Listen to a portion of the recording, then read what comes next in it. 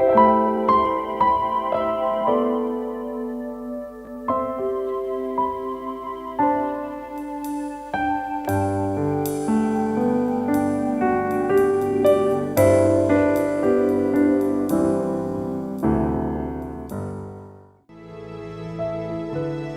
Bapak Ibu yang terkasih dalam Tuhan Yesus, selamat datang di Intimacy Worship. Mari kita sama-sama bawa hati kita, bahkan hidup kita, waktu kita yang terbaik untuk kita sama-sama boleh memuji dan menyembah Tuhan. Mari Bapak Ibu kita sama-sama satukan hati kita, mari kita berdoa.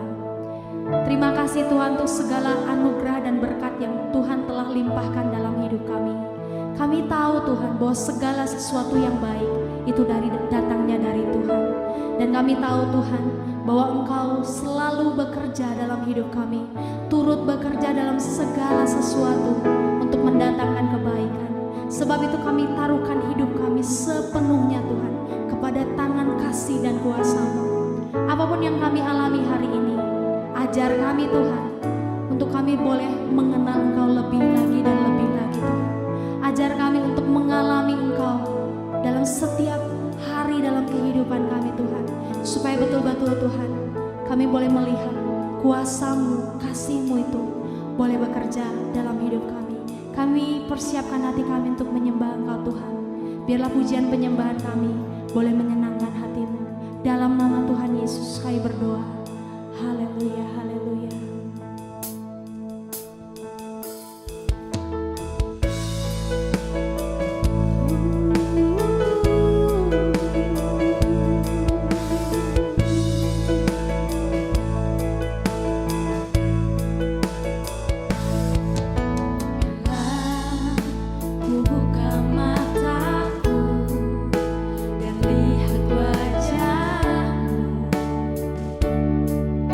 Terkagum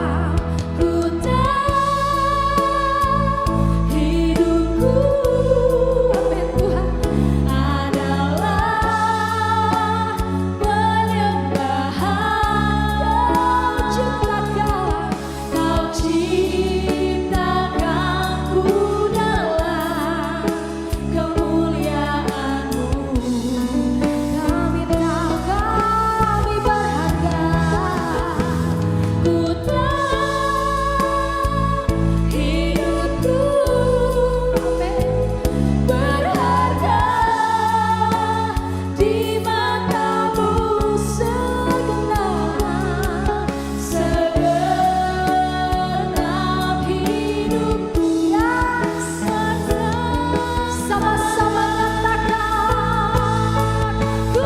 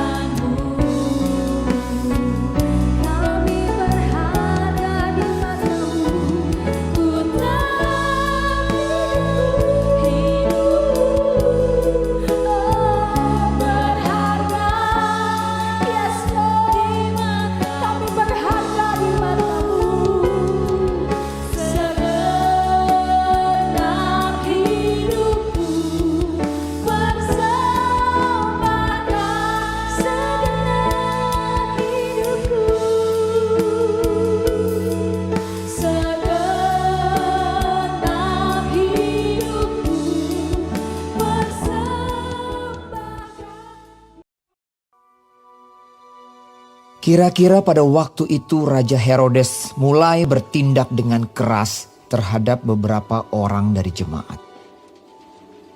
Ia menyuruh membunuh Yakobus, saudara Yohanes, dengan pedang.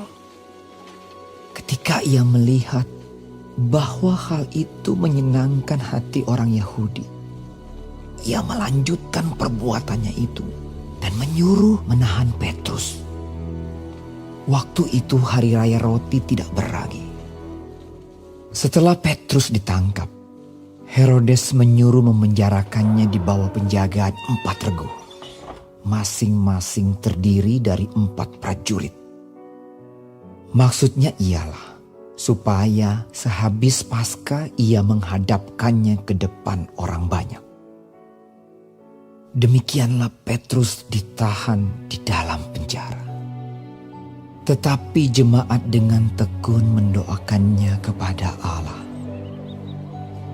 Pada malam sebelum Herodes hendak menghadapkannya kepada orang banyak, Petrus tidur di antara 2 orang prajurit, terbelenggu dengan 2 rantai. Selain itu, prajurit-prajurit pengawal sedang berkawal di muka pintu.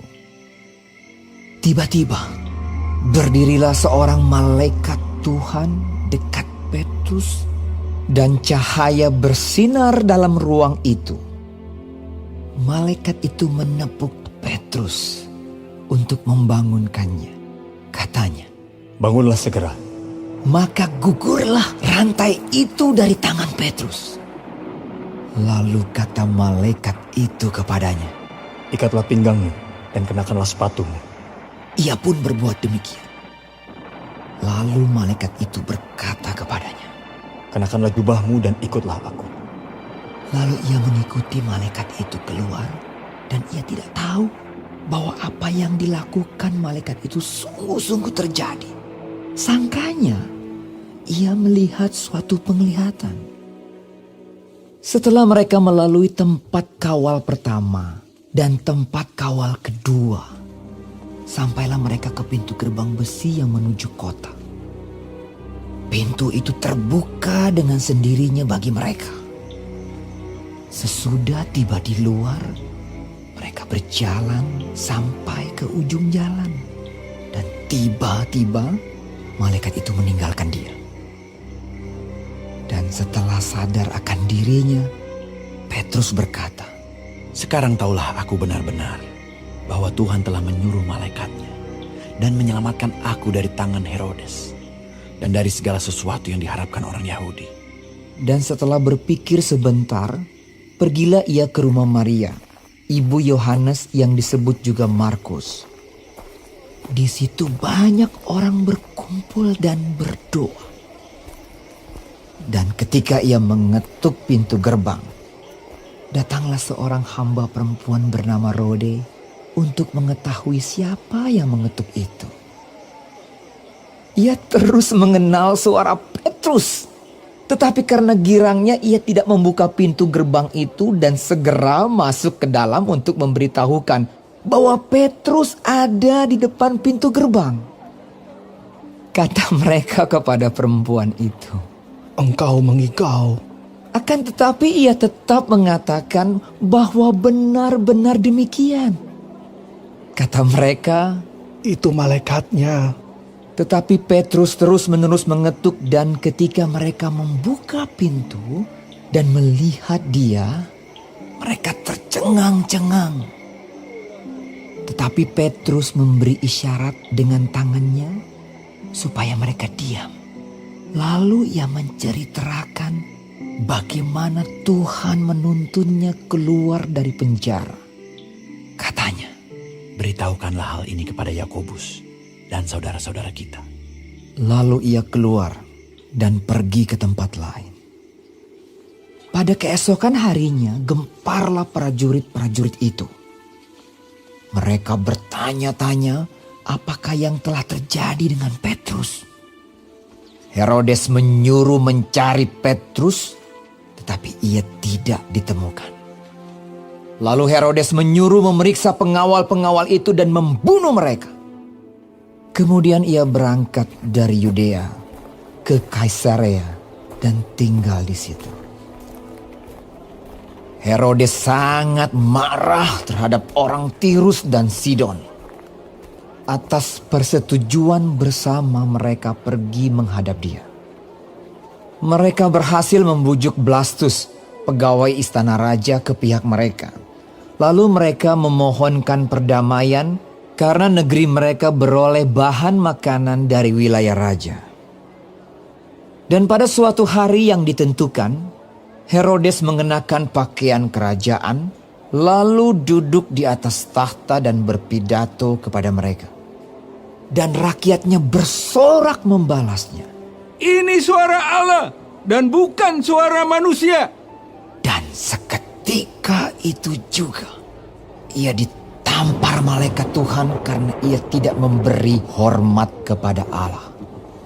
Ia mati dimakan cacing-cacing. Maka firman Tuhan makin tersebar dan makin banyak didengar orang. Barnabas dan Saulus kembali dari Yerusalem.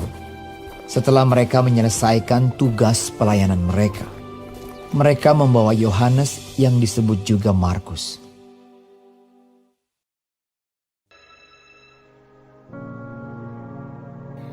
Terima kasih Tuhan untuk firman-Mu pada pagi hari ini. Sungguh mengingatkan kami Tuhan untuk kami hidup semakin hari semakin berkenan di hadapan Tuhan. Dan biarlah Tuhan hari ini Engkau sertai, Tuhan tuntun, Tuhan lindungi, jauhkan dari segala mara bahaya, malapetaka, bahkan maut sekalipun ya Bapa. Bapa kami yang di surga, dikuduskanlah nama-Mu, datanglah kerajaan-Mu, jadilah kehendak-Mu di bumi seperti di surga. Berikanlah kami pada hari ini makanan kami yang secukupnya, dan ampunilah kami akan kesalahan kami, seperti kami juga mengampuni orang yang bersalah kepada kami. Dan janganlah membawa kami ke dalam pencobaan, tetapi lepaskanlah kami daripada yang jahat. Karena Engkaulah yang mempunyai kerajaan, dan kuasa, dan kemuliaan, sampai selama-lamanya. Amin.